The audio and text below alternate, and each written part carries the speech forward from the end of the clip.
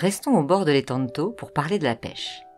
Régine nous parle de son métier de pêcheuse qu'elle exerçait avec son mari sur l'étang. On allait pêcher sur l'étang. On allait pêcher du loup. Du loup, oui. C'est le meilleur. Hein. Et d'abord, ils se vendent assez cher. Et tout le monde ne mange pas du loup. On faisait au train, je veux dire un patron, mais à la traîne. On mettait le fil, l'hameçon au bout, et on traînait ça. Et le poisson, souvent attrapé, l'hameçon. Et alors, quand il arrivait, le poisson, il faisait tout sauter. Hein, là. Le pêcheur n'a pas peur. Hein. Vous savez, c'est le temps qui domine là-dessus. S'il fait mauvais temps, on reste à terre.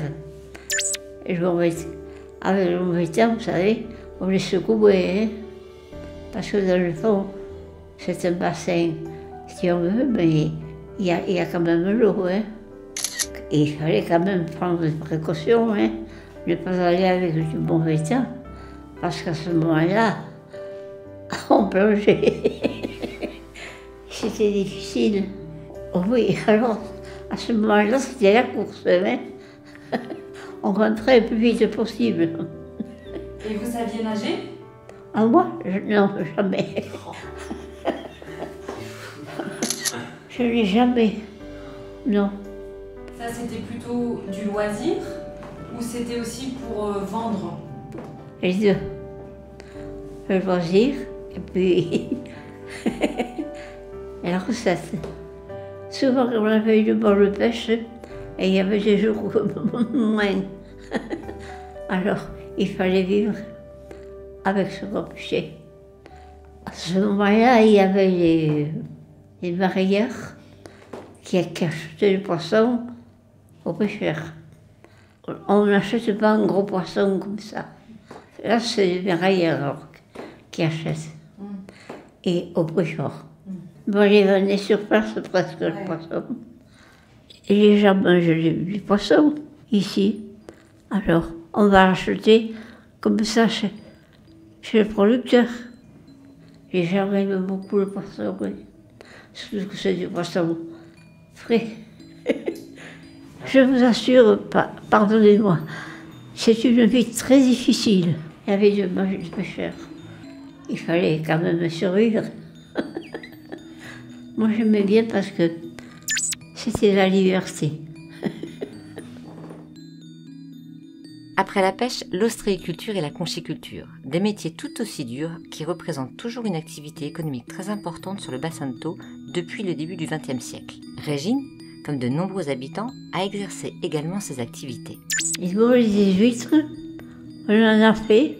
C'était dur comme métier, hein, parce qu'il faut se lever tôt le matin et tard le soir. Et nous allions pêcher la nuit.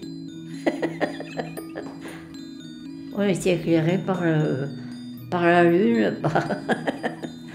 On s'est débrouillé comme on a pu. Chacun a sa façon de travailler. Nous, on faisait des huîtres qu'on mettait dans des... On appelait ça des pochons. C'était des poches... C'était des grandes poches bleues. Et grandes poches, on suspendait ça et on attendait que ça pousse. Et on les colle sur des cordes. Et on suspend les cordes aux tables. Et ça plongeait dans l'eau.